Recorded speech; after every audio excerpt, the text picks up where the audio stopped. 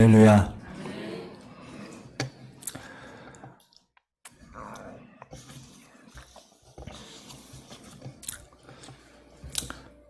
이 세상에 태어난 사람은 반드시 죽습니다. 그가 정치계의 거물이었든 재계에 돈을 엄청 벌었던 재벌이었든 사회적으로 큰 인물이 돼서 정상의 자리에 있었든 아니면 보잘것없이 이 땅에 조용히 살다가 그의 삶을 마감했든지 그것은 중요하지 않고 태어난 사람은 반드시 죽게 되어 있다. 모든 사람은 태어나다가 살다가 늙다가 병들다가 죽게 됩니다. 스포츠계에서도 이런 말이 있어요. 영원한 승자가 없다. 정상의 자리에 오르면 오래가지 못합니다. 그 누가 내 정상의 자리를 탈환하기 위해서 애쓰는 것이 있기 때문에 쫓기는 거예요. 긴장하며 지켜보려고 하지만 결국 그 정상의 자리를 물러나게 되어 있습니다. 학위이든 어떤 연구와 업적이든 무엇인가를 내가 이루었다. 그것으로 끝이 아닙니다. 잠시 승리의 기쁨을 맛볼 수 있지만 곧바로 다시 긴장하게 되는 삶을 삽니다. 이것이 쉽게 말하면 이 땅에서의 삶이라는 거예요. 다시 말하면 이 땅에서는 완전한 승리, 궁극적인 승리가 없다는 겁니다. 그런데 오늘 바울이 오늘 본문을 통해서 부활이 승리다 이렇게 얘기하고 있는 거예요.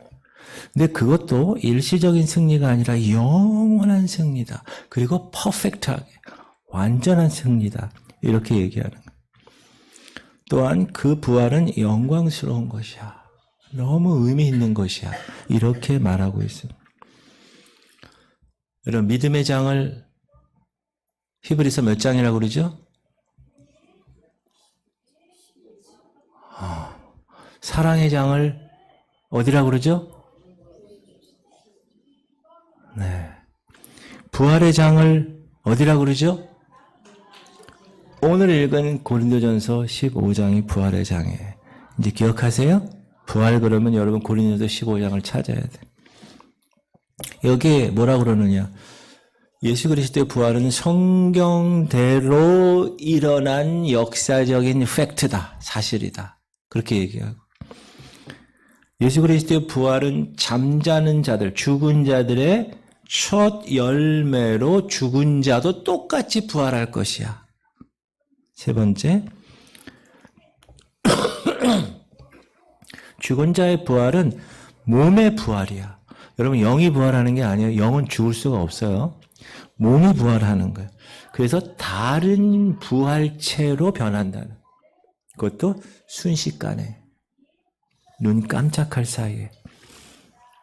오늘 특별히 부활절을 맞이해서 성도의 부활, 여러분의 부활이에요. 예수님 부활은 우리가 이미 알고 있는데 여러분의 부활이 어떻게 일어나고 있는지를 말해주고 있습니다. 근데 그것은 비밀이에요. secret, 비밀이에요. 여러분 비밀이 뭐죠? 내가 얘기 안 하면 여러분이 모르는 거예요. 그렇죠? 친구들끼리도 친구가 다 상대방이 얘기 안 하면 몰라. 그래서 얘기하잖아요. 엄마 아빠한테 얘기 못하는 것도 친구한테 야 이거 비밀인데 너에게만 얘기할게. 오늘 51절 보니까 지금 이 부활에 관한 게 아까 제가 얘기한 세 가지가 다 비밀이라는 거. secret. 시작. 보라 너희에게 비밀을 말하노니. 근데 그 비밀을 하나님이 때가 되셔서 바울에게 비밀을 알려준 거예요. 계시록을 쓴 요한에게 그 비밀을 알려준 거예요. 그래서 바울이 적고 요한이 적어서 바울 서신을 쓰고 요한 계시록을 쓴 건데 그 비밀은 뭐냐? 마지막 부활 때의 모습을 마치 우리가 TV를 보듯이 여러분 핸드폰으로 요즘 유튜브 보듯이 쇼츠 보듯이 눈으로 보여주고 있고 그것을 말로 전하면서 그 모습을 우리에게 요구하는 거야. 야 상상해봐. 그때 그 부활체가 되는 것을 상상해봐. 그 이미지를 한번 떠올려봐. 라고 말하는 거예요. 그리고 그 영광의 순간을 한번 좀 체험해봐. 이러는 거예요. 자, 그 영광과 승리의 순간이 어떻게 시작된다고요? 부활이 어떻게 시작된다고 그래요? 오늘 51절, 52절에서 따라합시다. 나팔소리와 함께 시작된다. 나팔소리가 울려 퍼지면 순식간에 그 부활이 이루어진다는 거예요. 여러분이 읽겠습니다. 시작.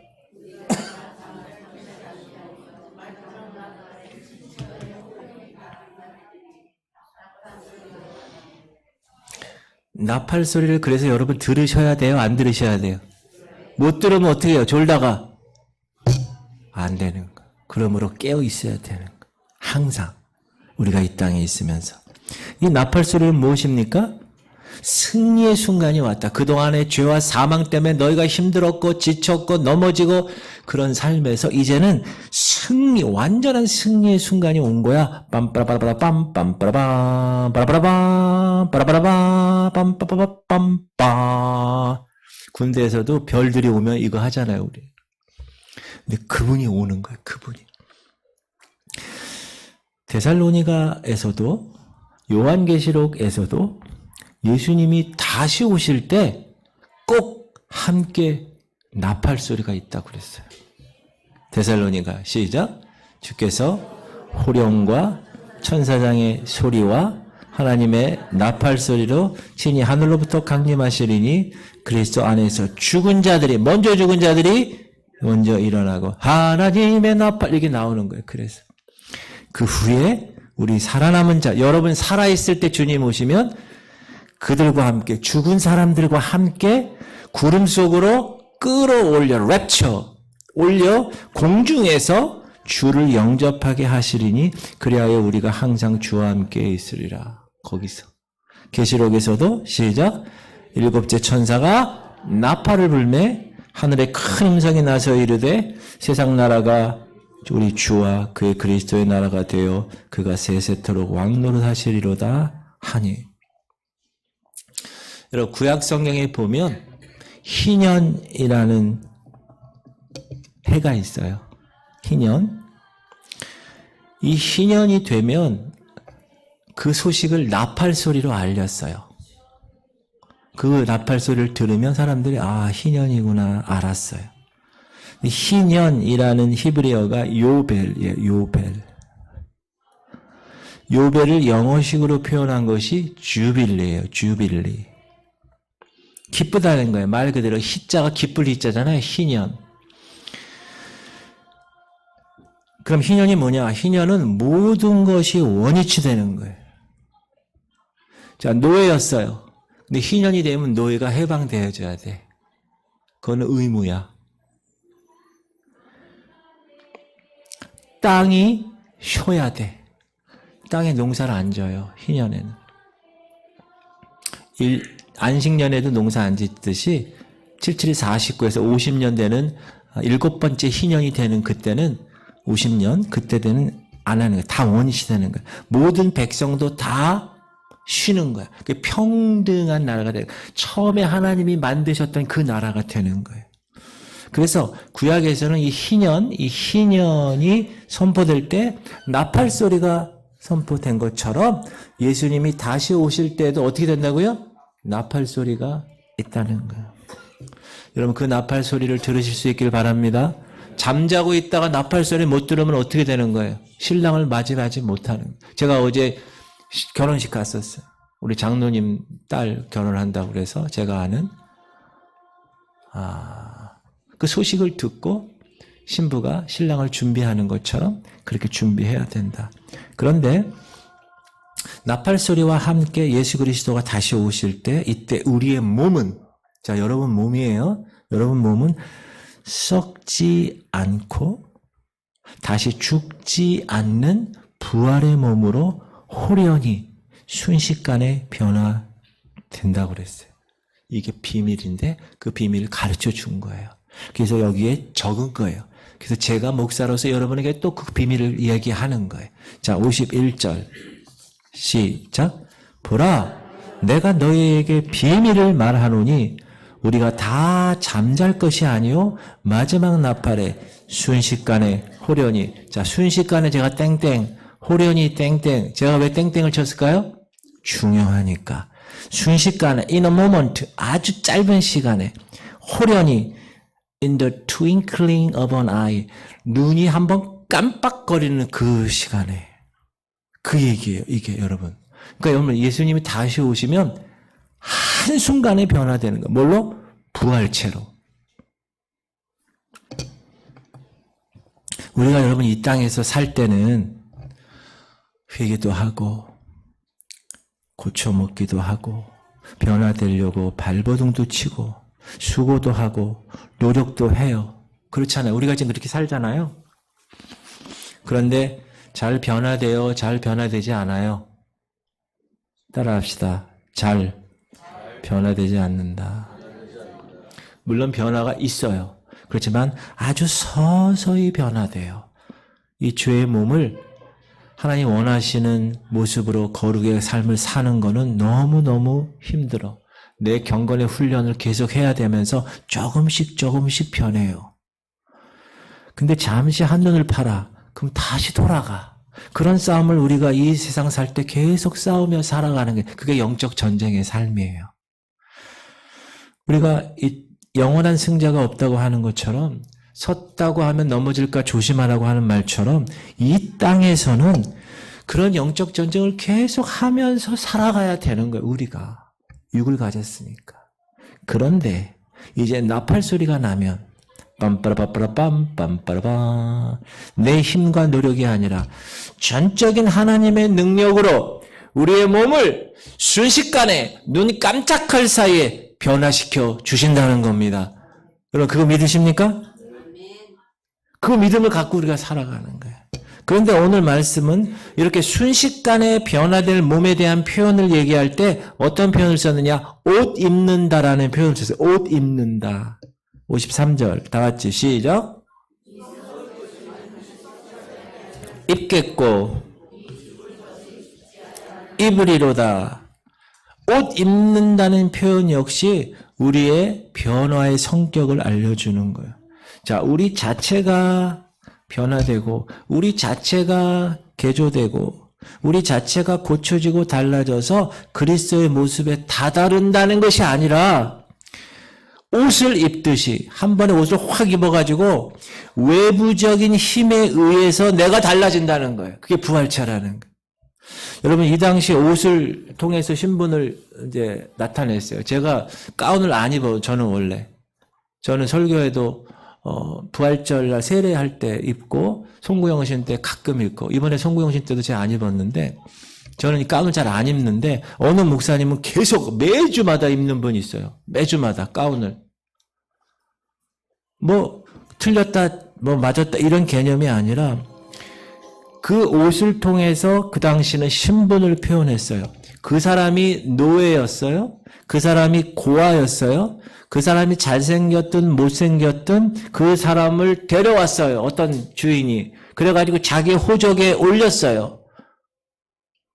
호적에 올리면 뭐가 되는 거예요?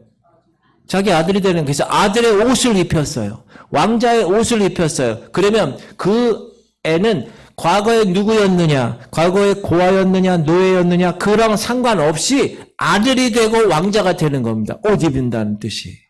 근데 우리가 부활할 때 옷 입는 것처럼 한순간에 눈 깜짝할 사이에 변화된다는 거예요. 이 말은 무슨 말이냐? 우리의 내적인 변화로 부활의 몸이 되는 것이 아니라는 거예요. 우리의 도덕성, 우리의 어떤 애씀, 업적으로 인해서 부활의 자격을 논한다는 게 아니라는 거예요. 만약에 그런다면 누가 부활할 수 있겠어요? 모든 것을 다 초월한다는 거예요. 새로운 신분의 옷을 한 번에 팍 입혀버린다는 거예요. 그러므로 전혀 다른 신분의 모습으로, 전혀 다른 몸으로, 부활체로 다시 태어난다는 거예요. 그렇다고 여러분 이 말이 우리가 이 땅에 살면서 우리의 노력하지 말라 그 말은 아니에요. 소용이 없다 그 말은 아니에요. 우리의 노력이나 우리의 힘으로 이룰 수 있는 것과는 차원이 다른 변화가 주님 다시 오시는 그 재림의 순간에 우리에게 눈 깜짝할 사이에 일어난다라는 것입니다. 그것을 요한계시록에서는 어린 양의 혼인 잔치라고 얘기하는 거예요. 주님의 흰옷 입은 신부들이 신랑 되신 예수님을 맞아들이는 거라는 거예요. 그러면 이제 청년들이나 애들이 이런 얘기하고 있어요. 목사님, 하늘나라 가면 그러면 남자들도 모두 여자가 되는 겁니까? 신부가 된다 그러니까? 거기는 목사님 일부 다처제입니까? 이런 이야기를 하면 안 돼. 이건 비유입니다. 비유. 자, 결혼하면, 너희들 아직 결혼 안 했잖아. 너희들. 결혼하면 완전한 새로운 지위를 얻는 거예요. 자, 우리나라 이시조선이나 옛날에 결혼하면 남자는 뭐를 해요? 상투를 틀어요. 여자는 뭐를 해요? 쪽을 지어요. 무슨 말이냐? 이제 주님과의 관계에서 전혀 거리낌이 없는 온전한 사랑의 교제가 가능하게 되었다. 부부가 되어서 한 몸을 이루고 한 이불 속에서 그렇게 살게 되었다라는 것이죠. 지금까지 경험하지 못하고 알지 못했던 새로운 삶이, 완전한 새로운 삶이 시작되는 것이다. 그렇게 얘기하는 거예요. 결혼을 하는 거는. 우리가 신부로서 예수님과 그런 관계가 이제 새롭게 시작이 된다는 거예요. 사랑하는 성도님들, 오늘 51절에 바울이 뭐라 그러냐면, 보라, behold, 너희에게 비밀을 말하노라. 이 장면을 여러분 상상해 보십시오. 자, 나팔 소리가 울려 퍼지면서 성령께서 나를 갑자기 휘감더니 뭔가 지금까지 전혀 경험하지 않은 새로운 몸을 덧입게 되고 새로 옷 입은 몸으로 예수님을 맞이하게 되는 것입니다. 너무도 기대했고 우리가 사랑했던 신랑 예수 그리스도를 맞이하게 된. 근데 이것은 우리의 마지막 때 일어날 실제이다. 이거예요. 실제. 그랬으면 좋겠네가 아니라는 거예요. 반드시 그렇게 되는 것을 너희들이 보게 될 것이야. 그게 비밀이야. 근데 그 비밀을 내가 너에게 알려주는 거야. 앞으로 그런 일을 경험할 거야. 그때 놀라지 말아라. 물론 그래도 그때 놀랄 것이야. 그러나 그때 이런 생각해야 돼. 목사님이 강대상에서 그렇게 얘기했던 얘기가 바로 이거구나. 아, 성경에서 그렇게 얘기했던 그 얘기가 이거구나. 그러면서 그날을 기대하고 즐기시기를 주님의 이름으로 축복합니다. 호련이 막 변화되는데 그때 안 돼! 나는 변화되기 싫어. 이렇게 소란 피우면 안 되는 거예요. 할렐루야. 그런데 이런 변화는 모든 사람에게 일어나지 않는다는 거예요. 누구에게 일어나는가? 예수 그리스도께서 우리 죄를 사하시기 위해서 내가 죽어야 할 십자가에 예수님이 대신 죽으신 것을 내가 믿고 그분이 3일 만에 부활하신 것을 믿고 주님이 부활하신 것처럼 나도 나중에 그 첫 열매 예수 그리스도를 본받아서 부활할 것이라는 것을 믿는 성도들에게만 이런 일이 일어난다. 여러분, 기독교는 관념의 종교가 아닙니다. 에덴 동산 그러면 그냥 뿌옇게 어디 에덴 동산이 있고 아니에요. 실제 이 땅에 에덴 동산이 있은 거예요. 예수님이 죽었다가 부활하신 것을 관념적으로 어떻게 그 뭐 비유겠지, 뭐 차원의 다른 얘기겠지. 그게 아니에요. 팩트라는 거예요. 신화적인 이야기로 여기는 게 아니에요. 사실이고 실제라는 거예요. 어느 날 우리도 동일하게 순식간에 일어날 일이라는 거예요. 사랑하는 성도님들, 그때 후회하면 늦게 되는 거예요. 바라기는 여기 계신 모든 분들은 이를 믿음으로 영광스러운 부활에 참여하는 성도님들 되시기를 축복합니다. 이미 믿고 계신 분들, 그 영광스러운 부활을 할 걸 생각하면서 이 땅에서의 삶을 위로와 기쁨을 갖고 살아가시기를 축복합니다. 사랑하는 성도님들, 우리에게는 후회되는 과거가 있을 거예요. 그렇잖아요? 이루지 못한 아쉬움이 있죠? 나의 잘못된 행동 때문에 피해 입은 미안한 사람도 있을 거예요. 되돌리고 싶은 과거가 있을 것입니다. 그러나 그리스도께서 임하는 그 부활은 모든 것이 눈 깜짝할 사이에 순식간에 호련히 변화될 것입니다. 그러므로 사랑하는 성도님들, 후회에 매달려 살지 마십시오. 과거에 매여 살지 마십시오. 지금 힘들어도 몸이 힘들고 재정 때문에 힘들고 지금 고통 가운데 있어도 그럼에도 불구하고 우리에게 임할 그 부활을 생각하며 위로를 얻고 힘을 얻고 기쁨으로 살아가는 성도님 되시기를 주 예수 그리스도의 이름으로 축복합니다. 네. 할렐루야. 네. 두 번째 생각할 것. 자, 주님의 재림으로 우리의 몸이 호련히 변화된다고 그랬어요. 그때 사망은 어떻게 되느냐? 사망은 삼킴바 된다고 그래요. 삼킴바 된다. 53절까지 주님 재림하실 때 성도들에게 일어날 변화와 순식간에 홀연히 변화되는 것을 말했다면 54절부터는 사망에게 일어나는 변화를 이야기하는 거예요. 자, 55절 시작. 사망아 너희 승리가 어디 있느냐? 사망아 네가 쏘는 것이 어디 있느냐? 여러분 제가 질문 드립니다. 인간에게 가장 무서운 적이 뭔지 아십니까? 사망이에요. 죽음이에요. 죽음. 죽음 앞에서는 장사가 없다고 그러잖아요. 이 사망이 얼마나 센지 한번 목표를 정해서 쏘잖아요. 이렇게 쏘면 벗어날 수가 없어요. 질질 끌려다니는 거예요. 고개를 드십시오. 눈을 뜨십시오. 56절을 먼저 읽겠습니다. 시작. 사망이 쏘는 것은 죄요. 죄의 권능은 율법이라. 우리가 사망의 세력에게 이 세상에 살 때 질질 끌려다니는 이유는 성경이 뭐라고 그래요? 무엇 때문이라고요? 죄 때문이라. 우리의 죄 때문에. 왜? 죄의 삭은 사망이니까. 그 죄의 값을 치르기 위해서 죽어야 되니까. 그래서 그걸 갖고 계속 사단이 우리를 질질 끌고 다니는 거예요. 사망의 세력은 우리의 죄를 지적합니다. 사망의 세력은 우리의 죄를 공격합니다. 아주 집요하게 물고 늘어집니다. 율법에서 그것은 죄라고 지적합니다. 그래서 우리가 죄가 있는 동안에는 죄의 종로를 할 수밖에 없는 거예요. 꼼짝 못하는 거예요. 공포와 두려움과 무기력을 경험하는 거예요. 물론 우리가 지금 이 시간에 예수 그리스도를 믿은 자로서 우리는 그 죄에 대해 자유하게 되었습니다. 용서함 받았습니다. 맞습니까? 그러나 그럼에도 불구하고 우리가 이 땅에 이 육신을 갖고 사는 한, 이 육신의 몸을 입고 있는 한 또 죄를 짓게 됩니다. 그렇다고 죄를 짓는 것이 당연하다는 것이 아니에요. 주님의 거룩함을 입고 노력하고 수고하지만 여전히 그 죄의 성향이 우리의 힘으로 완전히 벗어날 수 없다라는 것을 이야기하는. 그런데 주님이 재림하실 때 우리의 몸이 순식간으로 부활체로 변화될 때 그 사망, 그 죄의 값을 울켜지고 있었던 그 사망이 삼킴바 됐다는 거예요. 삼킴바. 시작. 사망을 삼키고 이기리라고 기록된 말씀이 이루어질. 이게 어디에 기록되냐? 이사야서 25장에 기록된 말씀. 이 사망이 삼킴바 된다는 게. 자, 이사야 시작. 사망을 영원히 멸하실 것이라. 주 여호와께서 모든 얼굴에서 눈물을 씻기시며 자기 백성의 수치를 온 천하에서 제하시리라. 여호와께서 이같이 말씀을. 사망을 삼켜버렸다는 거예요. 여러분 삼켜버리면 흔적이 없는 거예요. 그냥 사망, 여러분 밥을 고기를 좀 씹어 먹잖아요. 씹어 먹었어. 그럼 여기 이빨에 고기가 끼지요. 흔적이 있는 거야. 근데 사망은요. 예수 그리스도의 부활로 확 삼켜버렸어요. 흔적이 없는 거야. 영원히 멸하신다는 거야. 요즘 말로 쉽게 이야기하면 하나님이 원샷 하시는 거예요. 하나님이 한 큐에 끝내시는 거예요. 죄에게 질질 끌려다녔던 그 수치를 한 번에 제하신다는 거예요.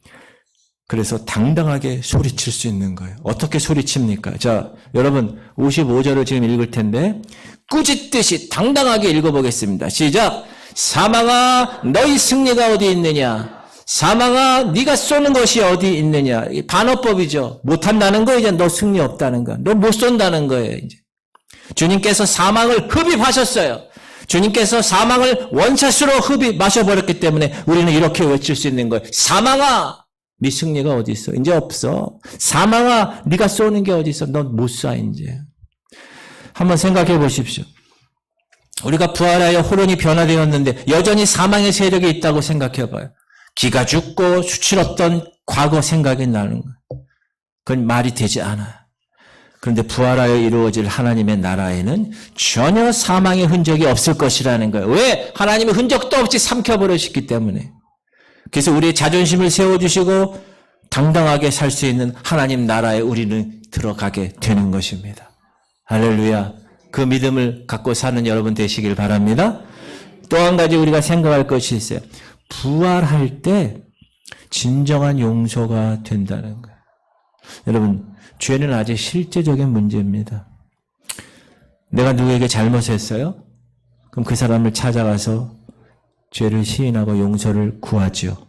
그럼 그 사람도 나를 이해해 하면서 용서했다고 합시다. 그럼 그 죄가 용서되는 겁니까? 그렇지 않습니다. 따라합시다. 그 죄의 영향력은 평생 남아있는 겁니다. 내가 사기를 쳤어요. 누군가 재산을 날렸어요. 옥살이를 해요. 옥에서 죄를 뉘우쳐요. 사기당한 사람 찾아가요. 무릎 꿇고 사죄합니다. 그 사기당한 사람도 나를 긍휼히 여겨요. 용서했다고 칩시다. 다 끝나는 건가요, 그게? 그 사기당한 것으로 인해서 그 가족은 결코 잊지 못한 큰 고통을 당했고 그 고통의 영향 속에서 여전히 살고 있을 것입니다. 이 글을 쓰고 있는 바울은 어떤 사람이었어요? 예전에 예수 믿는 사람들을 찾아다니면서 옥살이 시키고 죽였던 사람이었어요. 그때는 그가 몰랐어요. 그래서 그렇게 했어요. 그런데 하나님을 사랑하는 길이 그 길이라고 생각해서 열심히 했어요. 율법의 근거에서. 우리가 성금요일날 제가 말씀 전했어요. 나무에 달린 자마다 저주받은 자라는 거야. 어디에? 율법에.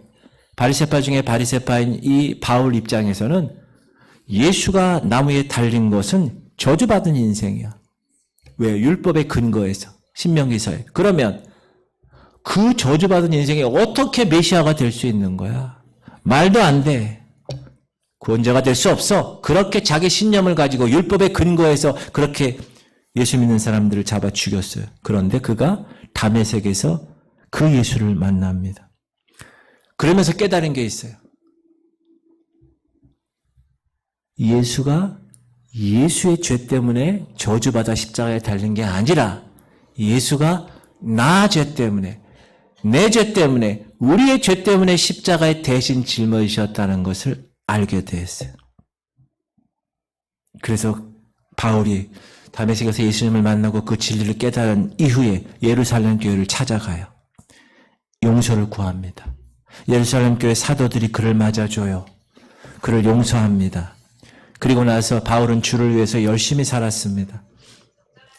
용서를 빌고 용서를 하고 주를 위해 섬기는 삶 매우 중요합니다. 그러나 그렇게 했다고 과거의 죄로 인한 결과가 사라지나요? 사라지지 않습니다. 그런데 주님의 첫 열매를 따라 우리가 부활할 그때 호련히 변화되면서 부활체가 될 때 그 모든 죄로 인한 결과도 사라지게 된다는 거예요. 할렐루야. 사망이 삼킨 바 되면서 사망에 미쳤던 영향도 모두 사라지는 그런 온전한 회복이 부활할 때 일어나는 거예요. 그래서 부활은 진정한 용서, 완전한 승리가 되는 것입니다. 제가 구약의 희년을 얘기했는데 모든 것을 원위치 한 것처럼 주님의 부활 때 우리의 죄의 근원인 사망의 세력도 죄의 결과까지도 모두 사라져서 하나님이 처음에 창조하신 그 창조의 모습으로 원위치가 되는 거예요. 사랑하는 성도님들, 우리는 성령의 능력을 따라 주님의 자녀가 된 사람입니다. 맞습니까? 그러나 여전히 죄의 영향력이 우리 속에 남아서 우리를 괴롭힙니다. 학생들이 뭐라 그래요? 시험 없는 세상에 살고 싶다고 하는 것처럼 여러분 우리는 죄와 사망의 권세가 없는 세상에서 살고 싶다고 이야기합니다. 그런데 그 세상이 주님의 부활 때, 우리가 부활할 때 성취되는 것입니다. 기대되지 않습니까? 그 부활을 소망해서 완전한 승리가 보장된 사람처럼 살아가는 성도님들 되시기를 주님의 이름으로 축복합니다. 세 번째 우리가 생각할 것은 뭐냐 하면 부활을 기다리는 성도의 바른 자세는 두 가지가 있는데 그 중에 하나는 따라하세요. 감사하자. 두 번째, 주의 일에 더욱 힘쓰는 자가 되는 거예요. 따라합시다. 주의 일에 더욱 힘쓰는 자가 되자. 첫 번째, 완전하고 영원한 승리가 보장되어 있는 사람에게서 나오는 당연한 반응이 뭡니까? 당연한 삶의 자세가 뭡니까? 감사하는 거죠. 그래서 57절에 이렇게 얘기합니다. 시작. 우리 주 예수 그리스도로 말미암아 우리에게 승리를 주시는 하나님께 감사하노니. 이 모든 것이 나로 말미암지 않고 예수 그리스도로 말미암아 승리가 내게 이루어졌으니 어찌 감사하지 않을 수 있을까? 감사가 절로 나와야 합니다. 지금 여러분의 처지가 어디하든지 이 최종적인 승리, 이 부활의 영원한 승리가 보장되어 있는 사람에게는 감사하는 삶을 살 수밖에 없습니다. 여러분 그렇게 살고 계십니까? 부활의 영원한 승리가 보장되어 있다는 거 믿으십니까? 그러면 범사에 감사한 삶을 살 수밖에 없는 것이죠. 또 두 번째는 뭐냐? 흔들리지 않고 따라하세요. 흔들리지 마세요. 옆 사람에게 인사하세요. 흔들리지 마세요. 흔들리지 않고 주의 일에 힘쓰는 자가 되는 거예요. 58절 시작. 견실하며 흔들리지 말고 항상 주의 일에 더욱 힘쓰는 자들이 되라. 이는 너희 수고가 여러분 신앙이 흔들리는 삶은 어떻게 시작되는지 아세요? 신앙이 흔들리는 거? 세상의 가르침으로 인해 하나님의 약속의 말씀을 의심하는 것에서 시작됩니다. 그러므로 여러분 세상의 말에 마음을 빼앗겨서는 안 됩니다. 세상의 말만을 계속 듣고 있으면 흔들릴 수밖에 없습니다. 세상의 진화론적 가치관, 인본주의적 가치관이 미스 메디아를 통해서 여러 가지 TV, 핸드폰 등에 자꾸 주입되잖아요. 그러면 신앙이 흔들리는 거예요. 세상의 말만 듣고 있으면 흔들릴 수밖에 없어요. 아무리 돌부처 같은 사람도 옆에서 계속 한 가지 정보만 주면 그렇게 넘어갑니다. 그래서 우리가 흔들리지 않기 위해서는 따라합시다. 하나님 말씀을 계속 자주 들어야 합니다. 그러기 위해서 가장 쉬운 방법이 공예배 참석하는 거. 새벽기도, 수요예배, 금요예배, 주일예배, 주일 오후예배 참석하는 거. 참석해서 예배 때 말씀에 귀를 기울이는 거. 개인적으로 공동체 성경 읽기를 하는 거예요. 개인적으로 말씀을 큐티하는 거예요. 더 깊이 알아가기 위해 성경 공부하고 제자 훈련하는 거예요. 여러분 이런 것에서 멀어지면 흔들리는 거예요. 그리고 흔들리지 않기 위해서 성경을 가까이 해서만은 되지 않습니다. 또 하나 있어요. 주의 일에 더욱 힘써야 돼. 따라합시다. 주의 일에 더욱 힘쓰는 자가 되자. 목사님 주의 일이 뭡니까? 교회를 통해서 일하시는 하나님의 손길을 믿고 교회 일에 적극 참여하는 거예요. 억지로 참여하는 게 아니에요. 적극적으로 기꺼이 참여하는 거예요. 사랑하는 성도님들 기회만 되면 섬기셔야 됩니다. 교회에서. 기회만 되면 할 수만 있다면 섬기셔야 됩니다. 어떤 분이 이렇게 얘기해요. 목사님 회사 일도 바쁜데 주일날 좀 쉬는 날 교회까지 와서 일하고 여러분 주의 일은 교회 사역만이 아닙니다. 여러분의 가정, 여러분의 직장, 여러분의 회사, 여러분의 삶의 현장에서 만나는 일, 사람들 속에서 주의 일이 있는 거예요. 그거를 주의 일로 여러분이 여기는 거예요. 그리고 여러분이 회사에서 직장에서 더욱 힘쓰고 더 수고하고 그런 싶은 열망을 계속 갖는 거예요. 그게 주의 일에 힘쓰는 겁니다. 왜 그런가? 그것이 진정한 감사의 표현이고 헛되지 않은 일이기 때문에 주의 일에 수고한 모든 행동은 뭐라고 그래요? 이는 너희 수고가 주 안에서 헛되지 않음을 알미라. 주의 일에 수고하는 것은 결코 헛되지 않습니다. 그것이 신방을 하는 일이든 눈에 보이지 않게 새벽에 일어나서 새벽 기도하며 중보기도하는 일이건 주방에서 설거지하는 일이건 주를 위해 쓰여진 그 시간, 주를 위해서 쓰여진 그 땀, 주를 위해서 쓰여진 물질, 주를 위해서 쓰여진 그 마음은 결코 헛되지 않는다고 분명히 하나님이 얘기하셨어요. 그 말은 뭐예요? 하나님이 기억하신다는 거, 기억하신다. 주의 일에 힘쓰는 일이 세상 사람들 보기에는 헛된 짓 한다고 할지 모릅니다. 믿지 않는 남편이 헛된 짓 한다고 얘기할 수 있어요. 교회 가서 돈도 바치면서 뭐냐는 거야 지금 너. 그러나 노아가 산 위에서 방주를 지을 때 사람들이 뭐라고 했습니까? 저 미친 사람. 웬 산 위에 방주. 그때 비가 없었어요. 뭔 하늘에서 비가 온다고 헛된 짓 한다. 손가락질했어요. 야, 그 시간에 놀자. 그 시간에 나와 즐기자 했을 것입니다. 근데 묵묵히 노아는 120년간 방주를 지었습니다.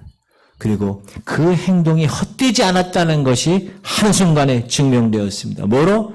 홍수의 심판으로 증명된 것입니다. 사랑하는 성도님들, 마치 그런 일이 마지막 때에 일어날 것이라는 거예요.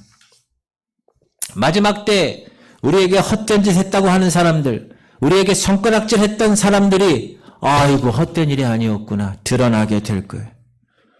어떤 때는 여러분 신앙생활 하면서 야 내가 이런 일 꼭 해야 돼? 그렇게 생각하는 사람도 있을 것이요. 근데 그때가 되면 야 그러길 잘했다. 목사의 말씀 듣고 순종해서 그렇게 하길 잘했어. 그것이 헛된 일이 아니었구나. 목사님이 계속 예배 때마다 나오라는 거. 그래 헛된 일이 아니었어. 주님 다시 오실 때 우리가 호련히 눈 깜짝할 새 변하게 될 그때 드러나게 될 거라는 거예요. 사랑하는 지구촌 성도님들, 주께 붙어있는 자들은 주님이 이 땅에 다시 오실 때 호련히 변화될 것입니다. 믿습니까? 우리의 노력으로는 도저히 상상도 못할 그런 변화가 우리의 몸에 일어날 것입니다. 전혀 다른 신분의 몸으로 바뀔 것입니다. 그리고 우리를 괴롭혔던 그 사망은 흔적도 없이 삼킬 것이요, 사라질 것이요. 이 얼마나 통쾌한 일을, 이 약속을 믿고 사는 사람들에게는 뭐가 있어요? 감사가 있어요. 주의 일에 더욱 힘쓰는 수고가 있어요. 주를 위해서 드려지는 여러분들의 모든 눈물, 수고, 시간, 물질, 마음, 그건 영원한 주님의 나라에서 헛되지 않은 것으로 칭찬받게 될 것입니다. 교회 청소하고 꽃꽂이하고 주방에 일하고 이렇게 말없이 하는 것들이 있죠. 결코 헛되지 않는 거예요. 그러므로 이 부활의 약속을 따라 영광스러운 승리를 매일매일 앞당겨 누리는 주님을 섬기시는 성도님들 되시기를 축복합니다. 할렐루야. 우리 하나님의 나팔 소리